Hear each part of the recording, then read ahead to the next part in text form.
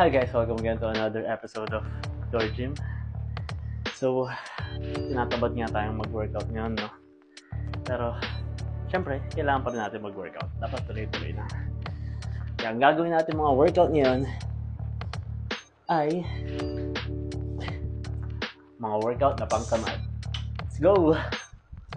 Dahil nga sobrang tinatamad tayo ngayon, ang first workout na gagawin natin is magpo-pull-ups tayo. At gagawin nga natin yan for 10 reps and 3 sets. Grabe, nakakatamad talaga sa sobrang init, guys. Next workout naman na ginawa natin dahil sobrang tinatamad tayo ay nag-push-ups tayo. At ginawa natin yan for 20 reps and 3 sets. So yan nga, dahil tinatamad tayong bumuo ng mga dumbbells natin dyan, guys. After nating mag-push-up, syempre hindi natin pwedeng kalimutan ng legs natin dahil baka masabihan na naman tayo na chicken legs. Kaya nag-lunges na nga tayo dyan at ginawa natin yan for 10 reps and 3 sets for each leg. After naman natin mag-lunges, nag-Arnold press naman tayo.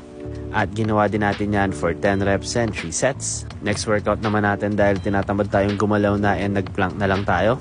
So ginawa nga natin yan for 1 minute and 30 seconds for 3 sets. And for our last workout, nag-cable crunches na nga lang tayo. At ginawa natin yan for 18 reps and 3 sets. So tapos na kayo mga tamad workouts natin for today. And syempre, kung kailangan nyo pa rin ng mga gym equipments, check nyo lang yung TikTok shop ko. Or kung yung mga workout ko naman, check nyo lang yung bio ko.